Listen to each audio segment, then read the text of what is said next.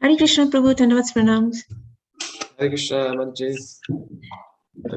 Can you hear me okay? I can hear you, but your video is not on. Computer's a little slow. Yeah, much better, Prabhu. Thank you. You can start already. Thank you.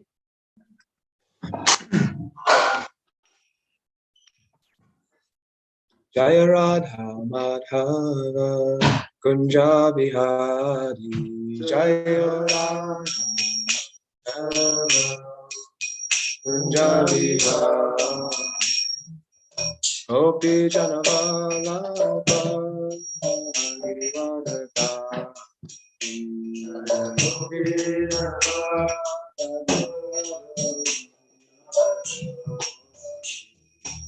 Ashodanandana Bhajatana Ranjana Namatira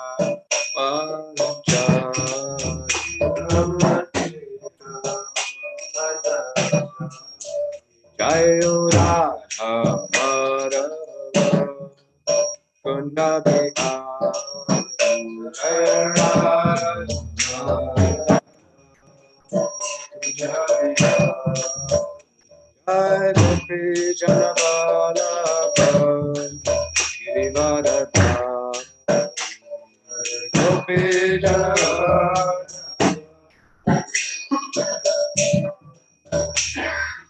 Ashodanandana Raja Jandaranja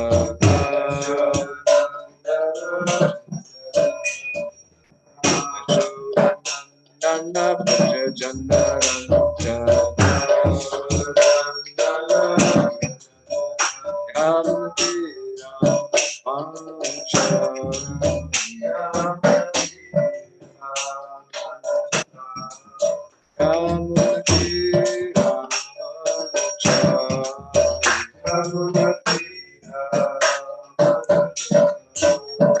Hare Krishna, Hare Krishna, Krishna Krishna, Hare Rama,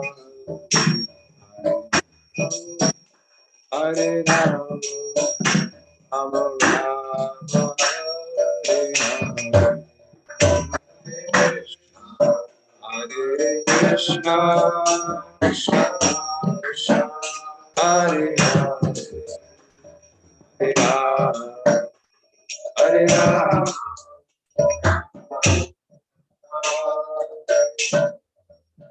Jai Radha, Radha, Radha, Radha, Shri Radha. Radha, Hare Radha, Hare Krishna, Hare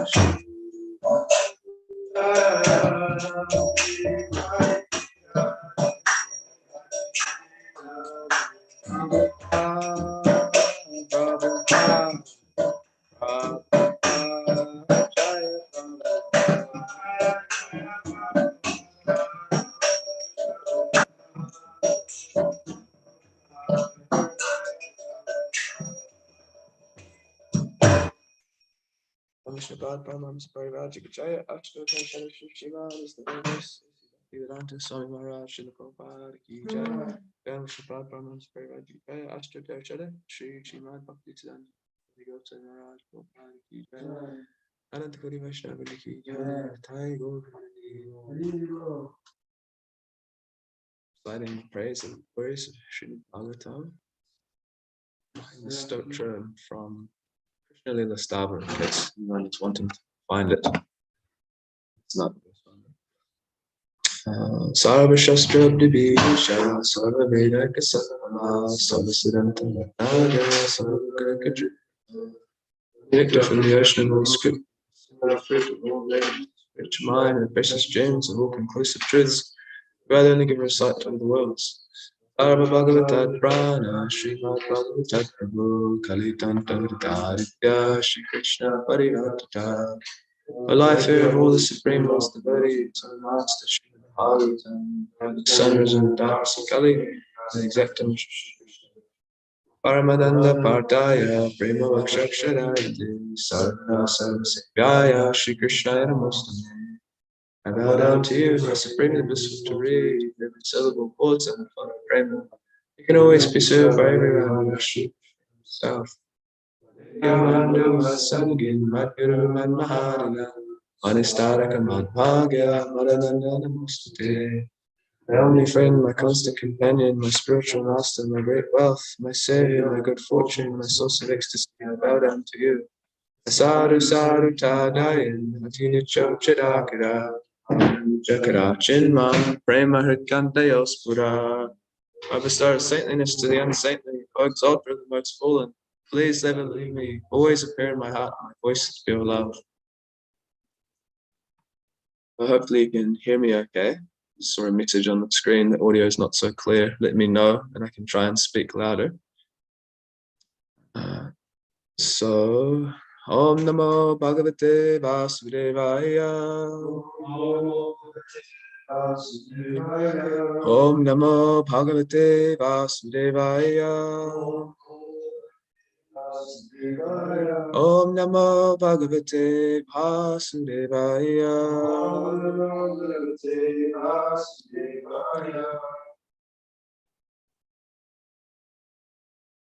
So today we are reading from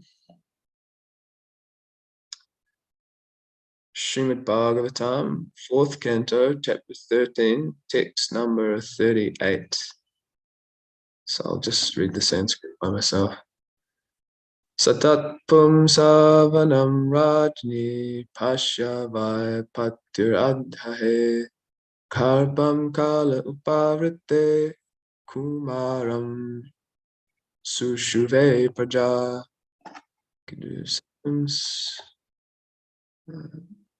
Sa, she, that food, pum savanam, which produces a male child. Rajni, the queen. Prasya, eating. Vai, indeed. Patyu, from the husband. Adadhe, conceived. Garbham, pregnancy. Ale, when the due time. Avrite, appeared. Kumaram, a son. Sushuve, gave birth to. Praja, having no son. Translation and purport by His Divine Grace, A.C. Bhakti Vedanta, Swami Maharaj, Srila Prabhupada Ki Jai. Although the queen had no son, after eating that food which had the power to produce a male child, she became pregnant by her husband, and in due course of time she gave birth to a son. Among the 10 kinds of purificatory processes, one is pum savanam, in which the wife is offered some prasad, or remnants of foodstuff, offered to Lord Vishnu, so that after sexual intercourse with her husband, she may conceive a child. Om Agyanatimirandasya Gyananjana Shalakaya Chakshurunmilitam Yena Tasmai Shri Guruve Namaha. Jai Shri Krishna Chaitanya Prabhu Nityananda Shri Advaita Gadadhara Shri Vasari Gaura Bhaktivinoda. Hare Krishna Krishna Krishna Hare Hare, Hare Rama Rama Rama Hare Hare. Although the queen had no son, after eating that food, which had the power to produce a male child, she became pregnant by her husband, and in due course of time, she gave birth to a son. So, reading this little section of the Bhagavatam, it reminds me very much of the pastime of King Chitraketu, there's a lot of similarities here between King Anga and King Chitraketu. Here in this text today, we're hearing about the prasad that was being prepared and to be offered to the wife of King Anga so that he could receive a child. And why did King Anga want this particular benediction to have a child?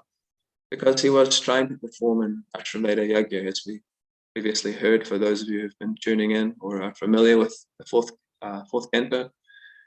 Then you know that King Anga was desirous of a child so that he could perform this Ashrameda Yagya.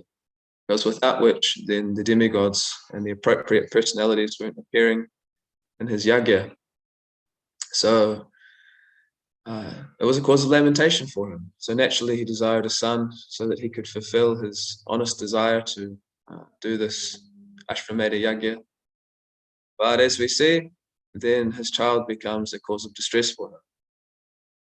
Very similar to the pastime in the sixth canto, for those of you who also have read Bhagavatam or know this pastime, then you hear about Maharaj Chitraketu and how he was also in a very similar circumstance. He was a great king of a different yuga. He had 10 million wives, and he started one after the other, and from the very first to the 10 millionth, none of them could produce a child for him, a male child, which he was very much in need of because of this, I think they call it the Pinda ceremony, which is actually still current even today in India.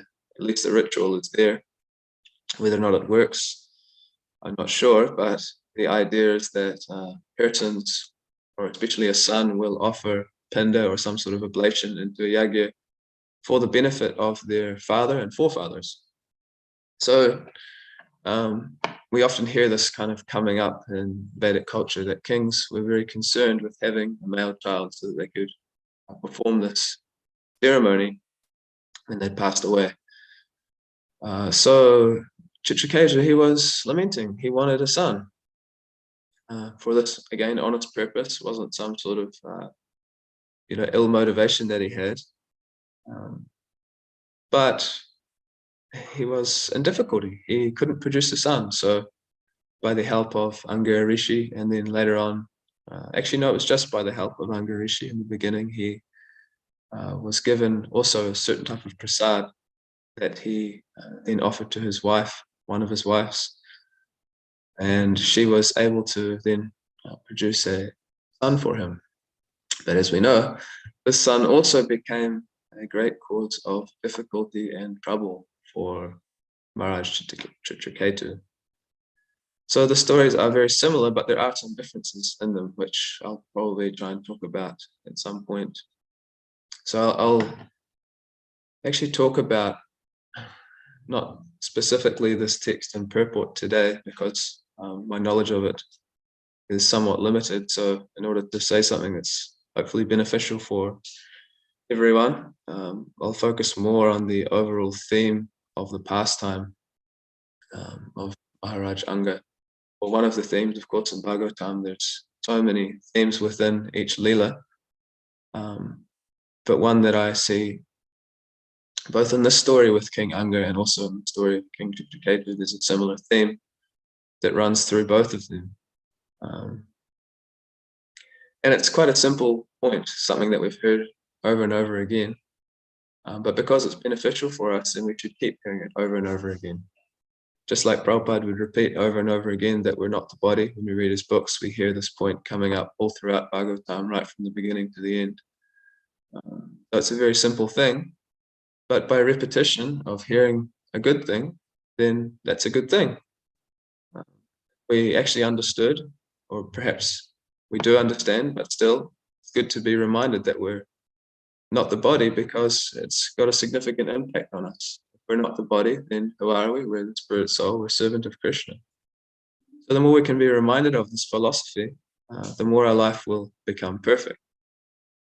So the point that I wanted to focus on, and that we've heard many times before, and sometimes we may not even like to hear, or be intimidated by hearing, is that basically material life is troublesome, and family life increases our material, our existence within the material world, and it makes it even more troublesome. So basically, the point that we see is that family life is troublesome. But the good thing is that actually that trouble is good for us, which sounds very contradictory. The last thing that we want is something troublesome. So to hear that a troublesome scenario or situation is good for us, it's like doesn't really match up in our minds, especially if we're not practicing Krishna consciousness. The dream of everyone is to be free from trouble.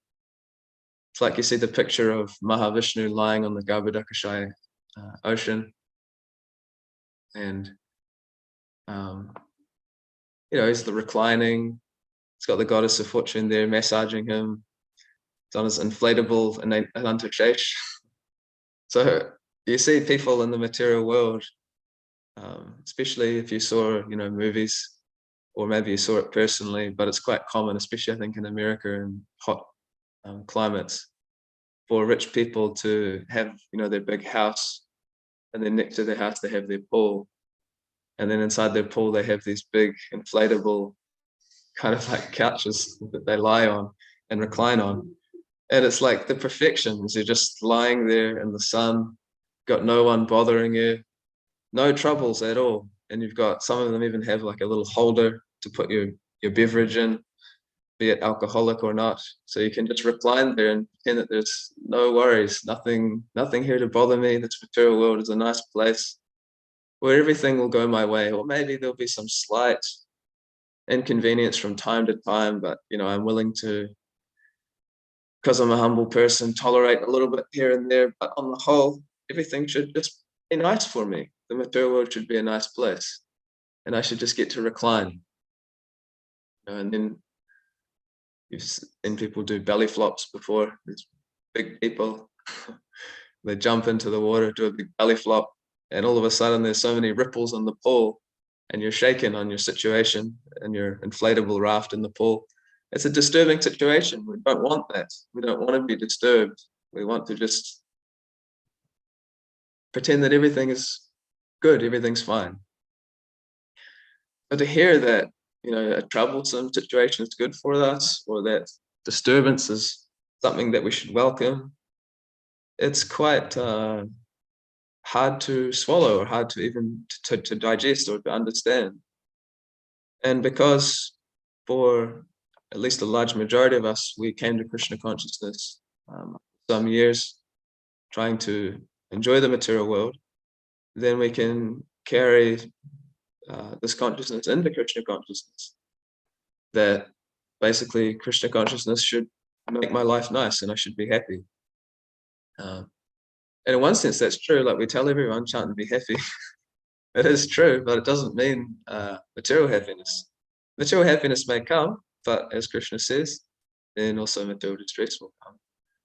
So when we first come to bhakti, especially if you're from, I can only speak from my own experience, which is coming from a Western background, living in New Zealand with Kiwi culture, then it's a very, to be frank, hellish world, because everyone is competing to become an individual and to exploit the resources of material nature, exploit one another's bodies and minds.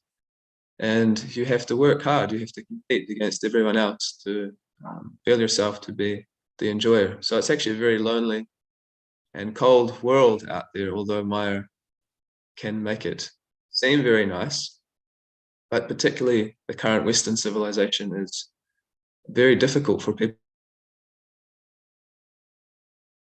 to function, and so we see a rise in anxiety, depression, stress, etc.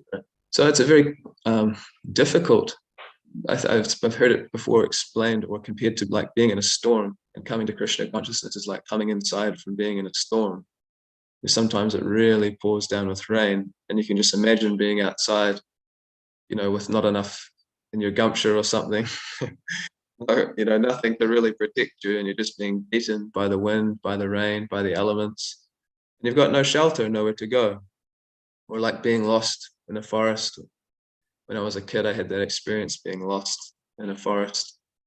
And for a few hours, I was trying to find where my dad was. I couldn't find him. So you feel so disturbed internally. You don't know where you are, where you're supposed to go, which direction is right. And then finally you see, or you are reunited with your family or your home. And you feel so satisfied that, oh yes, finally I've made it back to where I'm supposed to be. I've come in from the storm, where I've found my way out of the forest.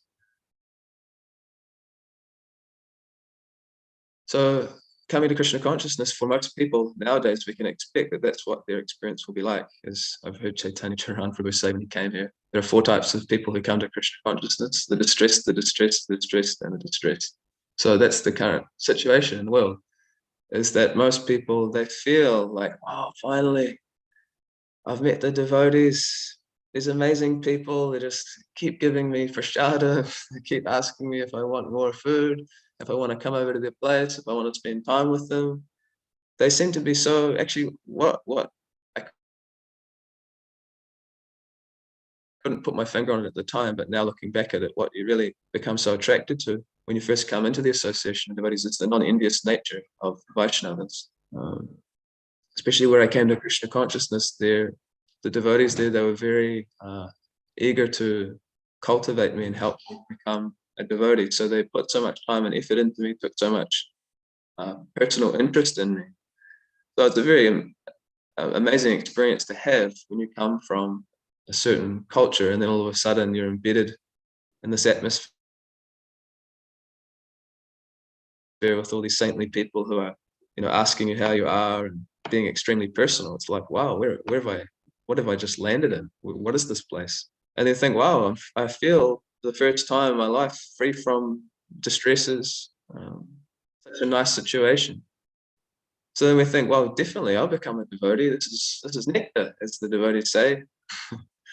So, but then after a few years of practicing, we begin to realize that, oh, actually, a lot of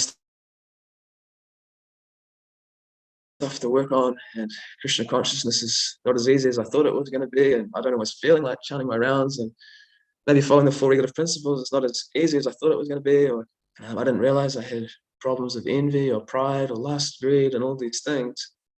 And not only that, but when I look around, I see devotees are going through difficult situations. Some are, their families are sick, or they've died, or even devotees leave their body, or they go through this circumstance or that circumstance. And actually they go through as many sufferings as the non-devotees. So what's going on here? I thought, Krishna consciousness was going to provide me a nice life, a peaceful life, free from all of these sufferings. So we can take this kind of consciousness into our practice of bhakti, that Krishna consciousness is going to be something which is just going to make me, the material world couldn't do it for me, but now with the devotees, now I'll just have a nice life.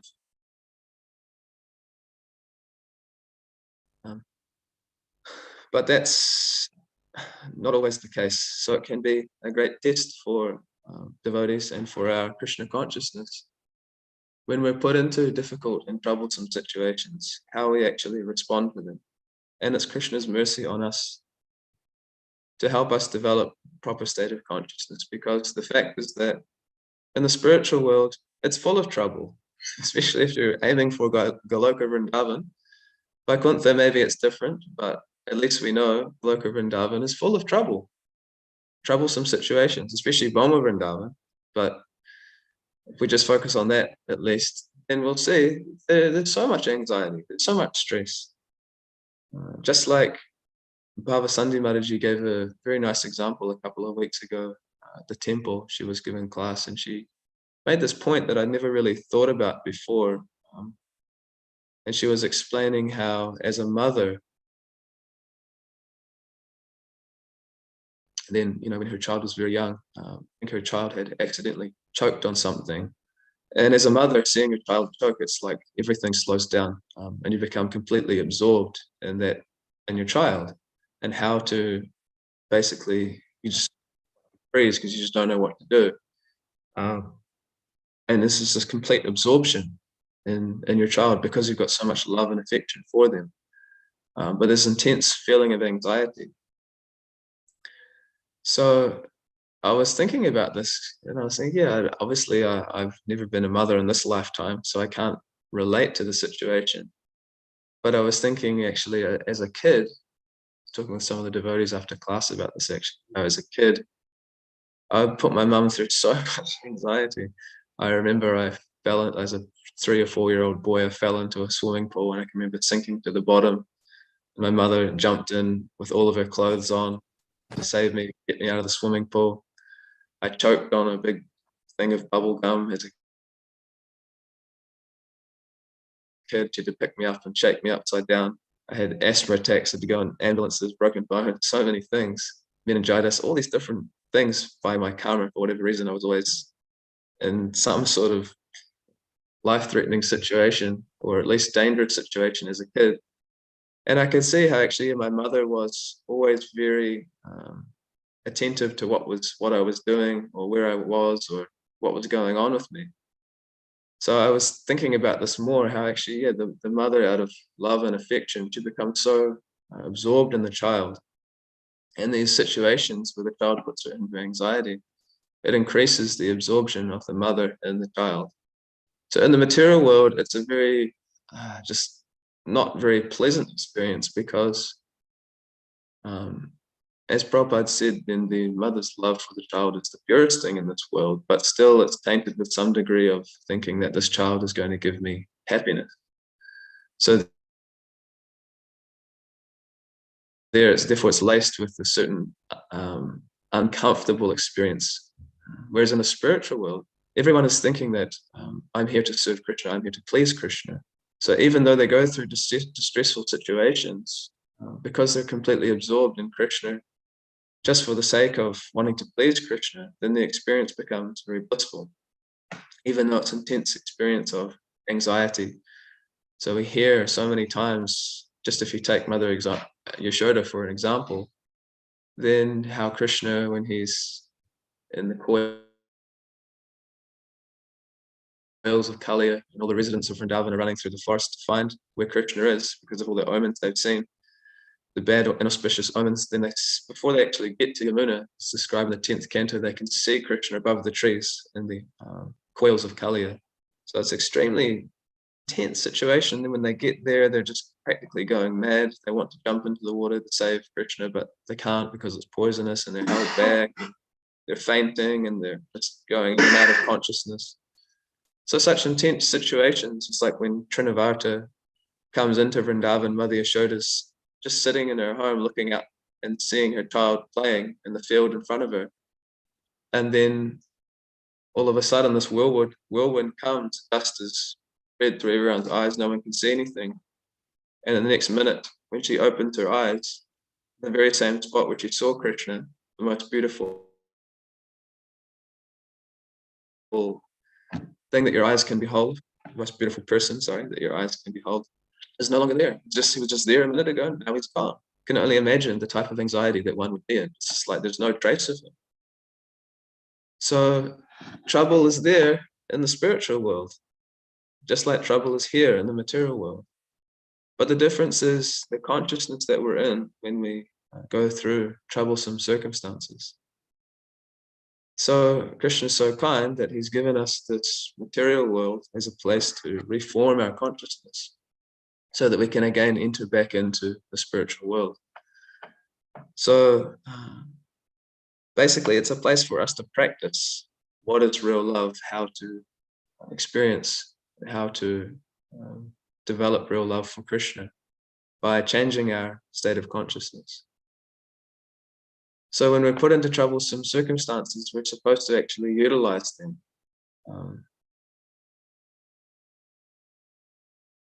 And how do we do this? Well, basically, Shastra gives us examples.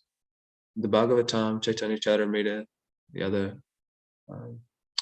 Vaishnava literatures, they give us examples how to act in specific circumstances so that we can become purified. And it's a very practical thing, because you see the natural tendency of the human being is to want to imitate those who we're inspired by. We see it every day that, a kid or a father drives around in a blue truck. So then the kid gets a little matchbox-sized blue truck and he drives it around home, waiting for his dad to come home in his blue truck, because he's inspired by the father. I saw this at the loft one time. Bhadrasena Prabhu and another devotee. I forget exactly who now. They play bass guitar, and they're both there. Gopinath Prabhu, they both play bass guitar in the kirtans, and they both have similar aged sons. And one time, these two young boys, Balai and Dinanath, they also had these little miniature plastic guitars that they were playing in the kirtan, because they see their fathers playing. So naturally, they're inspired. They want to also play, but they just have, their little practice guitar for now.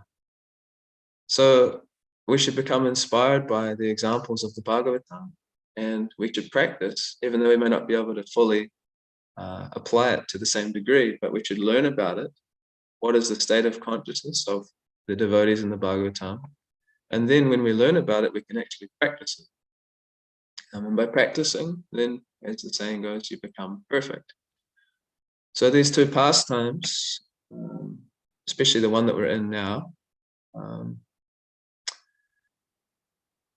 the pastime of Maharaj Anga, and also the very similar pastime of King Chitraketu, one can get a lot of inspiration from. Because Maharaj Anga, he was put into this difficult circumstance where he needed a son. So he took this prasad that was offered to him and gave it to his wife. And then, as we'll hear, he has a son. But this son is, to put it quite kindly, he's a rascal. You hear what he gets up to, and he's pretty abominable little boy. So the king just becomes so aggrieved. You have to think about, try to really get into the pastime and think how here's a person who's the king of the world. He's loved by all of his citizens, so much so that he's going to do this huge Ashramedha Yagya. He's a very important king, and he's very well respected. I mean, he's there in the Bhagavatam. It's pretty, you have to be pretty special to get into the Bhagavatam. So he's not an ordinary person at all, filled with all good qualities, previously done so much devotional service. And he just wants a son to help him perform this yagya, a nice son. But his boy ends up becoming this little demon who ends up killing his friends at school and just getting into all kinds of trouble. And just imagine how painful it would be for such a respectable king to have such a troublesome son. So the king just became so full of lamentation. What am I supposed to do with this boy? He's practically useless. And it became a very great disturbance for him. But there's like a turning point that you see in this pastime where the king, he realizes that actually this boy is my friend. This troublesome circumstance is actually my friend, because he's giving me motivation to go to the forest, to give all this up. And that's actually what human life is meant for. It's not meant for just staying in a situation where I'm attached to temporary members of family or society. So he began to consider that actually this is my friend, this troublesome circumstance. So he utilized that to then go deeper into his Krishna consciousness and go to the forest. So in a similar way, then King Chitraketu went through almost the same circumstance. But there's some differences. King Chitraketu, he, upon getting a son from the prasad that was given to his wife by Anga Rishi, when Anga Rishi gave her this prasad, then he told King Chitraketu that you'll have a son, but he will be called Harsha Shoka, which means great jubilation and also lamentation. But the king was thinking, oh, that's okay, let me have a son. He'll just be a little bit misbehaved, or maybe he'll be a little bit proud because of his kingdom or something, but that's fine, let me have a son. Better to have a son that's a little bit troublesome than no son at all. So he was so happy, and the son became such a great cause of happiness for him. But then, naturally, his 999 million other wives, however many it was, felt a little bit envious of the one wife who had the son. So the story goes that they plotted to kill the son because they couldn't tolerate their feelings of envy within the heart towards the main queen, who was the one that gave birth to the son. So they killed the son while he was sleeping. They administered, and when the main queen, came to see her son, actually it was a nurse first who came to see the son, and she realized that the son was not breathing and had died.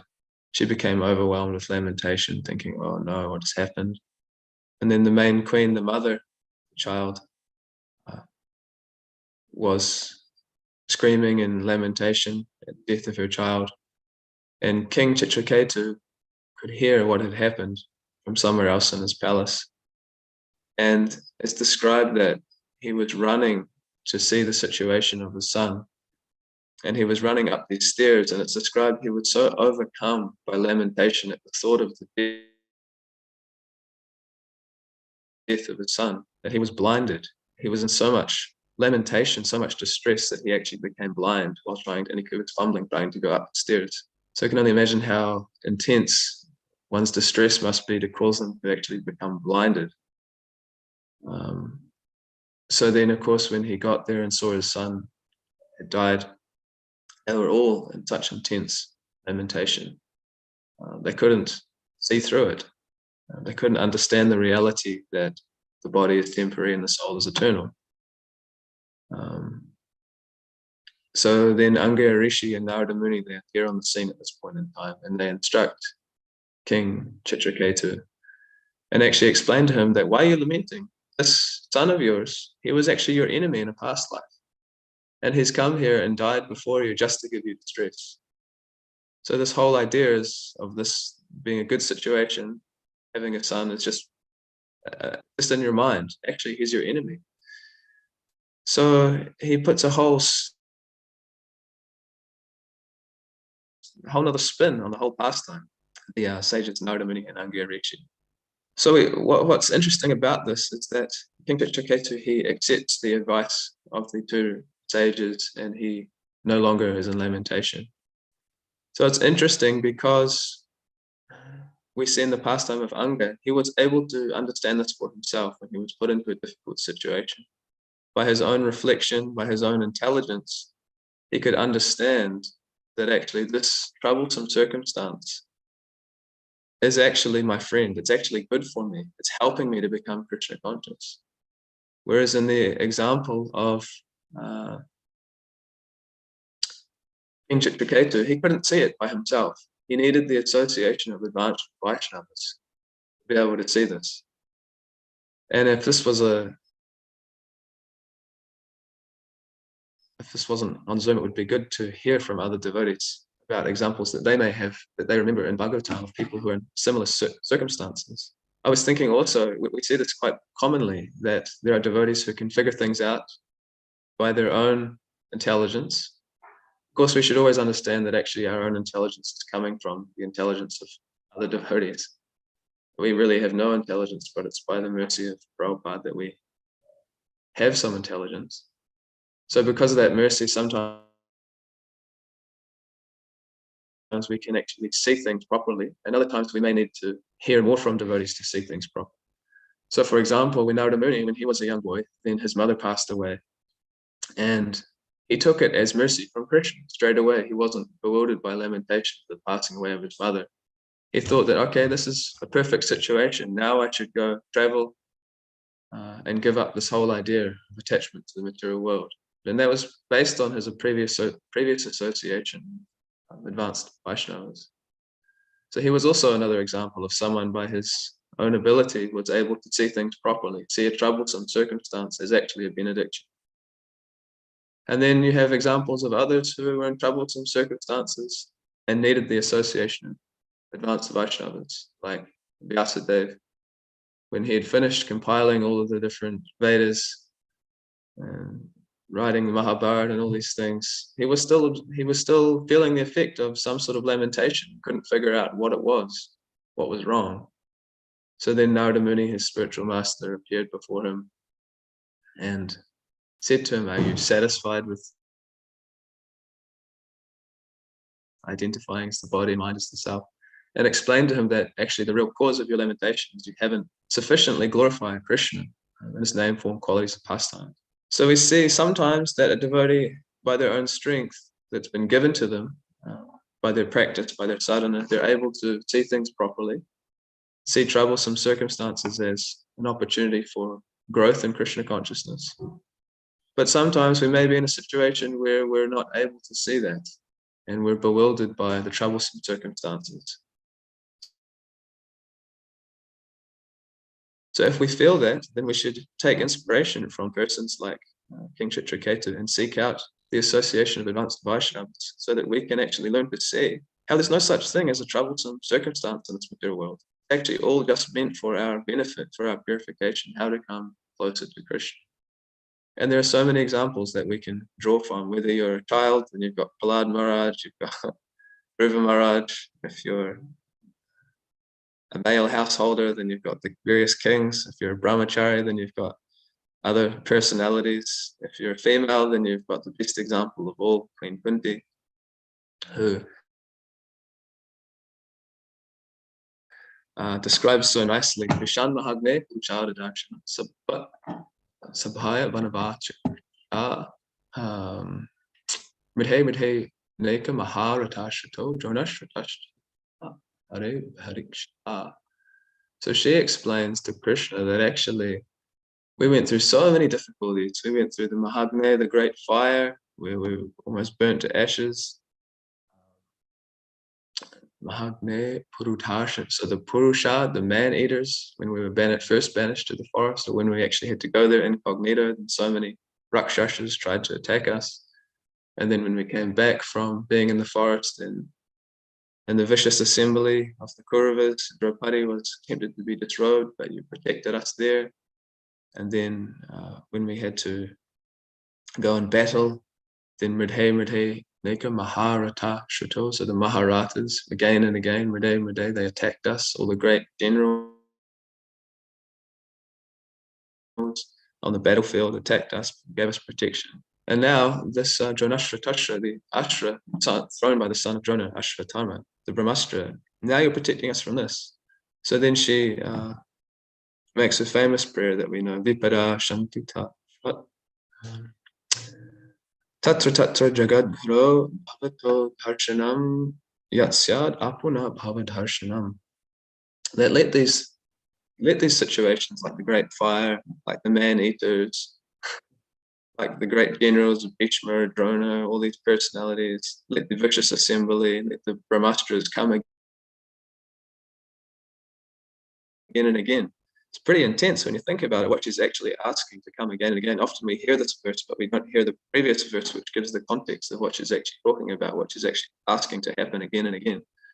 So she's asking for the Rakshasas to come, she's asking for the Brahmastras, she's asking for the burning houses, the vicious personalities like Dushasana. She's asking all this happen again and again. Why? Because when this happens, then we remember you, Krishna, we see you. And if we see you, then we no longer see repeated birth and death. But then she switches and explains Janmaishvarya Shrupashriya Edamana Madapama Naivarhatya Vidatam Vai Vamakinchana Gocharam. That on the other hand, for those persons who are thinking, yeah, I'm pretty well educated, I'm pretty handsome, I'm got a good birth for Kali Yuga, my parents are still together,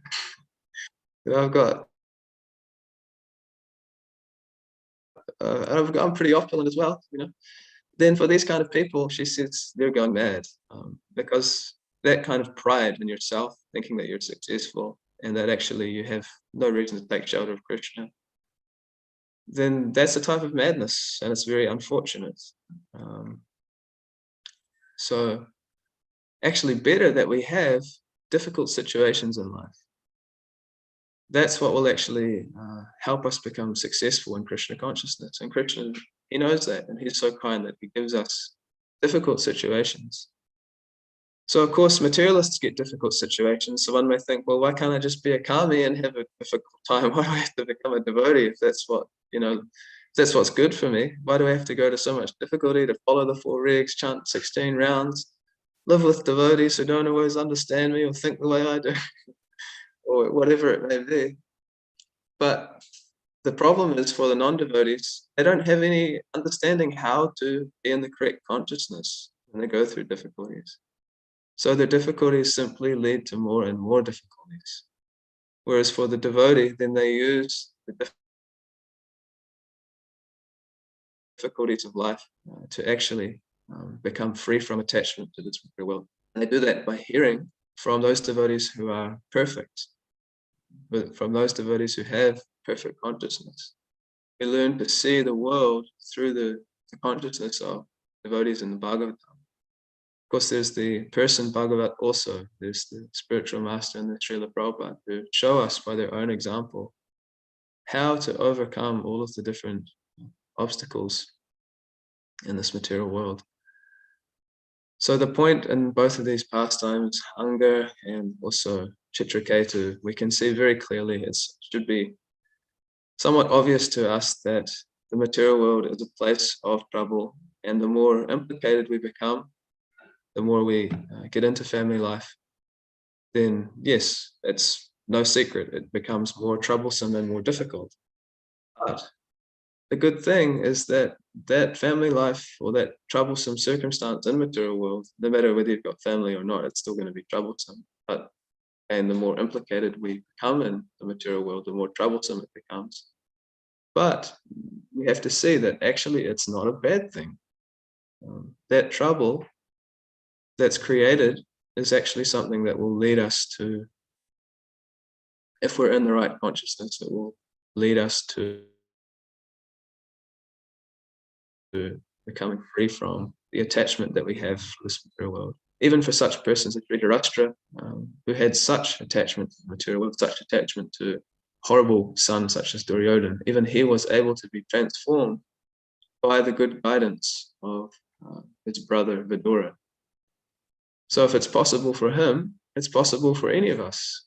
No matter how attached we are to the material world and the objects of the material world, we will go through stressful situations, but if we're constantly hearing Bhagavatam, hearing from devotees, then we'll actually have the tools to have the right consciousness to overcome all of the difficult situations. So I better stop there because I've gone on for a while. Perhaps there's some comments or questions or anything someone would like to say. I can see Trishna Chaitanya Prabhu is there as always. Hare Krishna Prabhu, Dandavat Pranam. Hare Krishna Prabhu.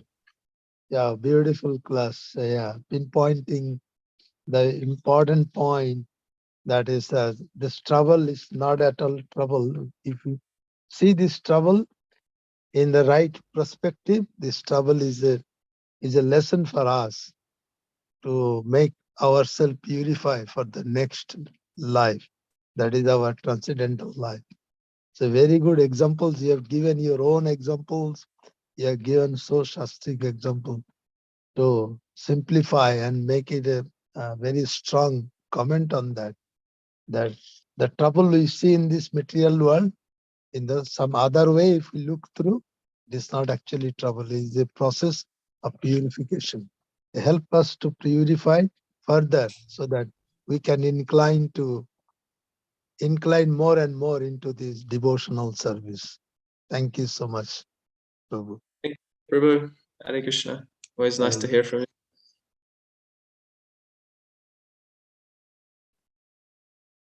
Any questions or other comments? Hare Krishna Prabhu, Dandavat Pranam. Hare Krishna. Hare Krishna. You have nicely pointed out that this material life and family life is particularly troublesome.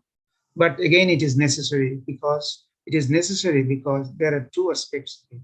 One, for those who have no idea about the Krishna and the real cause of that, they think that they will solve that by their own effort and by their endeavor they will overcome it, which they will never be able to do.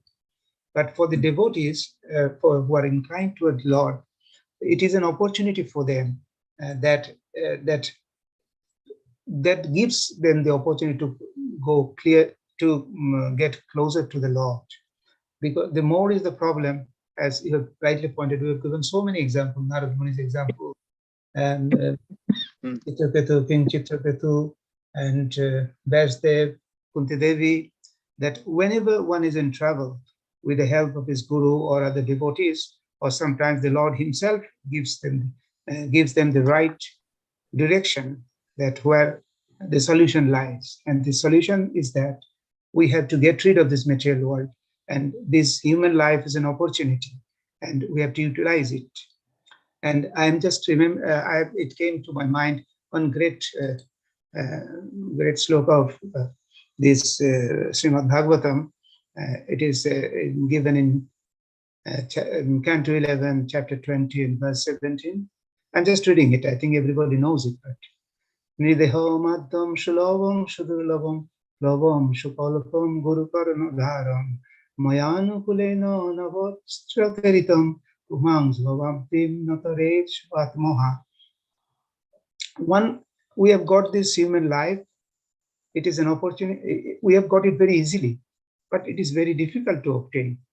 By our past deed, we have got this life, but since we have got this human life, which is very easily we have got it, and we have to make full use of it, because all opportunities are there, and if we do not make use of it, what else is left for us? I mean, he can be called, he has committed a suicide because he has lost this opportunity, because he is again going back to a life of millions of cycle of birth and death.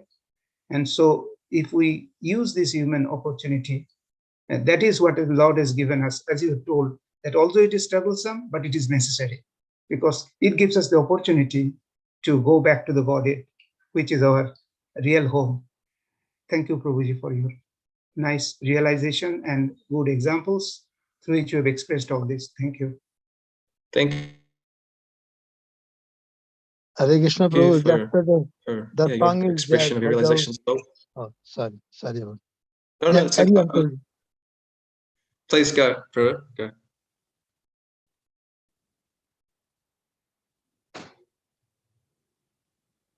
Tushta Chaitanya, Prabhu, did you want to? Yeah, that's why the song reminds me, Bhajahure Mana, Srinanda Nandana. Bhajahure Mana, Srinanda Nandana, Abhaya Charanada Vindari. This is the whole gist of this your lecture today. This is the only way to get rid of this material world. The tribulation will come, but you have to face in the right mood, taking in the right direction, and then it will automatically Bhajahure Mana. Thank you, Prabhu. Very well. If any other devotees have any other comments to add, please add, or else if no one has to make any comments on that. Prabhuji, thank you for your good lectures, and we hope to hear you also in future more often. Thank you very much for your Thank you, Prabhu. Okay. Okay. If there's time. Is it okay? There's some. That's fine. Please continue, Prabhuji. Hare Krishna. Thank you, Aravindha Nabha, for an enlightening class, and for really drawing our attention to the blessings of difficult times. My question is, often we hear about a very high standard of bhakti yoga from the Srila Prabhupada or the very advanced devotees, and I'm aware we're not supposed to imitate their moods. And obviously, what would be, obviously, as a neophyte, myself and those around me, we still have so many mixed desires, and we still want to enjoy in this material world, even though the Shastra says quite clearly there's no enjoyment here. What's your advice for devotees in this position who are aspiring but aren't pure yet? It's a good question. Hopefully I've understood it correctly. So basically, Krishna, he gives us, when we read Bhagavad Gita, we see that he gives us multiple levels that we can act in. So in Vedic culture, then I've heard it described that there was two different types of brahmacharis. One we hear of is Naishtika brahmachari, and then there's something called Upakurvana brahmachari.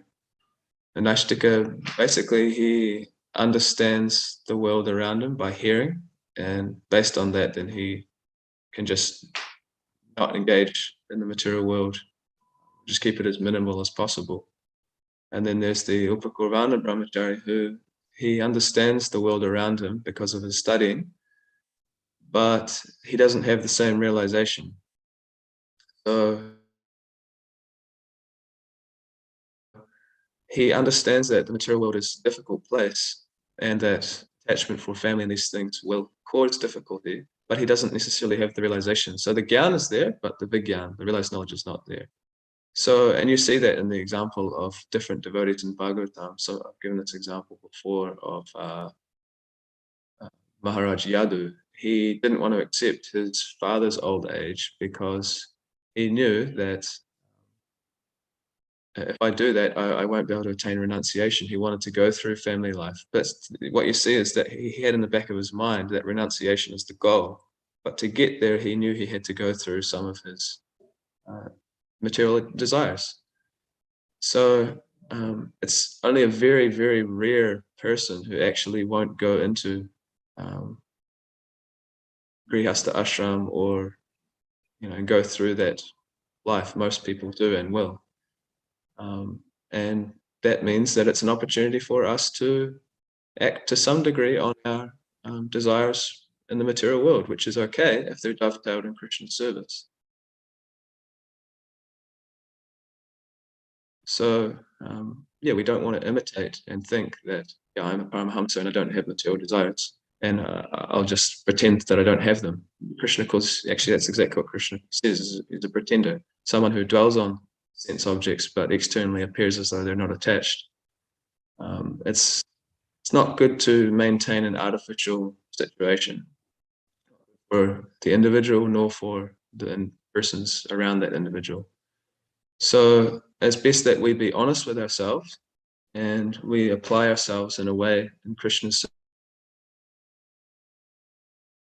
service that's natural for us and comfortable for us, and gradually make progress in becoming free from those material desires, which Krishna will help us. Just like that. I mean, that's, I guess, what I was trying to convey in the class, is that our attachment for the material world, just because we're devotees, doesn't mean that they won't cause us trouble. They'll cause us trouble, but the result will be we'll become purified from them. So the short answer is just take guidance. Listen to your mentor there at the ashram, Vajrasain Prabhu. He's got so much experience and so much advice to offer us. If we're smart, we just hear from those devotees who've been through these situations. We hear from them, and if we want more clarity, we can always ask the guru, the spiritual master. Hopefully that answers the question, Prabhu. We should probably, good, thumbs up, okay. We should probably stop there because it's 1 minute left. Grantaraj Srimad Bhagavatam ki jai, Srila Prabhupada ki jai, Sai Gaur-Pranandi. Panchakopatruvischa Kripasinubhyavacha Patitanam. Pitanam Pavanabhya Vaishnavana Ananta Koti Yes, Aravindha Nabha Prabhu ki jai. Aravindha Nabha ki jai. Jai Srila Prabhupada. Thank you. Hare Krishna. Hare Krishna.